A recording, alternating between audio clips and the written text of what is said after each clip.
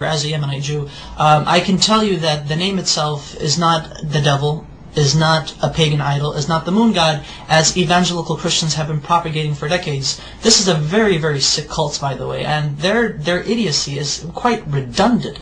I mean, I can't even imagine if people would actually teach themselves these things and flatter themselves with these things, and at the same time claim to support Israel, when in actuality in Israel we say Allah, we say Yallah, we say these terms, these phrases are understandable to our understanding, that they are not in any way, shape or form to what they say, to what evangelical Christians say is basically the devil. No, we understand what the name Allah means, what it signifies. Take the dictionary of the Hebrew language. I take the dictionary and I actually took the name of God, which is, through etymology, is the three letters Aleph, Lamed, Veh. Basically, I wrote it down. I know I don't have the whole thingamajigs on, you get the idea. So basically, Aleph, Lamed, Veh. This in Hebrew means, well, see, that's the thing. Without the vowels, because the dots, the nikud, the dots, or the vowels right here, these are vowels beneath the letters, indicate how the word itself is to be pronounced. So I'm going to block these right now for a second, but I'm going to show you. This right here, in my understanding, because I'm going to say what it is, this says God. Elah is God in Hebrew. Now, with these two right here, with these two vowels, this is the Fatah Sagol, Fatah Sagol. This would indicate that this would turn the word God, which without these vowels it would be God, Elah. Now it would be Olo, Olo.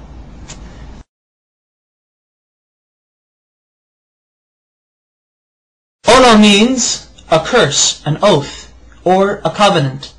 Christian evangelicals love to use this. They like to say, but you see, Allah, with these vowels, indicates that Allah is a curse. Therefore, the Muslims are worshipping an evil God who was a curse onto humanity. These evangelical Christians, they're nutcases, they're nutbags.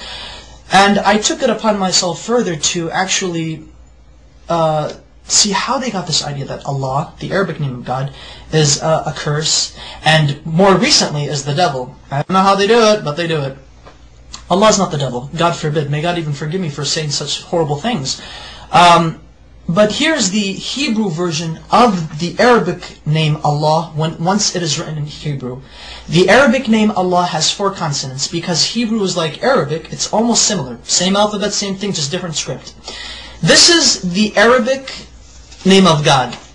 This is how the script is. This is what it's connected, because Arabic is a cursive language. This is the connected form, but however it is 4 letters. 1, 2, 3, and 4. I'm going to have to baby you guys into this. Now this is the name of God, Allah in Arabic, but broken up. So that way each letter is given its position. This is Aleph, this is Lam, this is Lam, this is Ha. So Allah. Okay.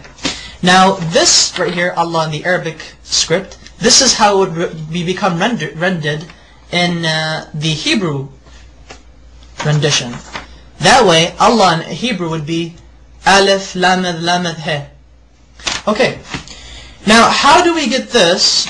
Which this right here is, this basically means cursed. And the only reason why this means is cursed because of these 2 vowels. There are 7 letters in the Hebrew language that look like this, that have these 3 consonants. There are 7 Hebrew words in the Hebrew language that have these 3 consonants, and they're both the same. How do Hebrew-speaking Jewish people or non-Jewish people know? How do they differentiate? How do they know when a curse means a curse and God means God? Because this right here, without the vowels, this literally means God. This right now I'm just God. This says Elah, Elah. Now with the vowels, it means Olo, which means a curse. Look at this right here. I'm actually going to write down the proper Hebrew name of God with the correct pronunciation. This is how we know. This is how we could tell when God is God and when the letter represents, or when the word is God, or when the word means curse. Okay. There we go. Notice the symbol, notice the vowels. This becomes A, and this dot right here, the holom, it becomes Alo. Alo. Olo and Alo. Olo, Alo. Can you see the difference? This right here, though they have the exact same letters, Exact same letters. Everything is rendered the same thing. However, the use of vowels in the Hebrew language allows us to make distinctions between the understandings of what the words mean, what they imply. This may mean curse, but this at the same time may mean God. Okay, that's fine. In Arabic, God can also be written without using two L's. So it could actually be Alif, Lam, the He. So, Ilah, which is the exact same thing as Allah.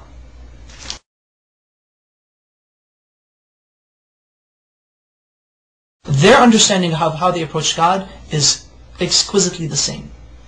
We do not share the system of belief with Christians that they and us worship the same God. No, we do not. So help me God.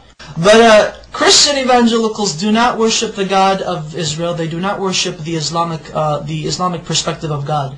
Maimonides, one of our greatest philosophers in Judaism, as well as a religious philosopher of Judaism, has quoted extensively in his beautiful Igeret Teiman, or the Epistle to Yemen, in which he was basically teaching and giving, basically answering many questions brought forward to him. The Jews of Yemen asked, what is your position of Muslims? Are they considered idol worshippers? Are they considered paganists? And Maimonides said, the Muslims, the idolatry has been removed from their hearts. A Muslim does not know idolatry, he does not know paganism, he has no form of whatsoever of any grain left in his heart.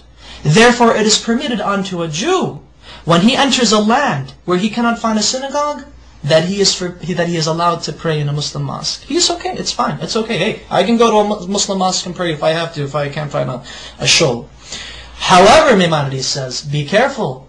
If a Jew enters a land where there is no mosque or a synagogue, then he is forbidden to enter a Christian church if there is one. Do not pray in a Christian church. And the reason why is because Christians do not worship the same God we do. They worship a pagan. They are idolaters. They are called avodah zarah in Hebrew, which means idol worshippers.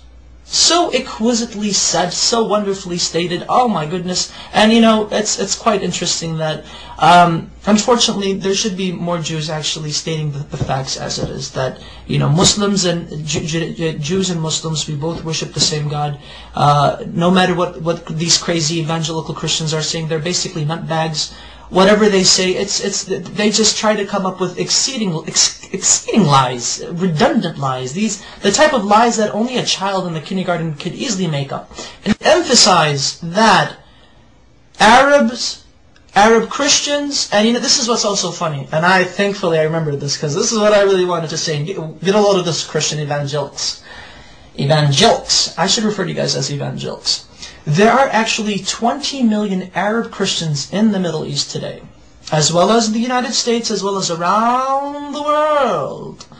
And Arab Christians and their religious services and their Sunday services and Mass or whatever God frickin' services they have, Arab Christians refer in the Arabic Bible, the Arabic translation of the Bible, they say Allah in reference to God. Now I would like to ask these evangelicals, what say ye of these people who claim to believe in your Jesus? What say ye to them?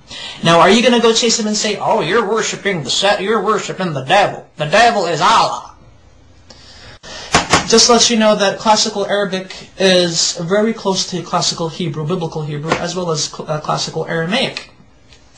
They all tend to agree, they all agree in unison that Allah, Hashem, Allah are, through etymology, which is the study of the root of words, have come to a unanimous agreement that Allah is the perfect Arabic name of God, that it cannot be made into a male. Through its perfection, it cannot be made into a male gender nor a female gender. Rather, it is a neutral personification, not personification, but rather a neutral attribute to God. Such wonderful history.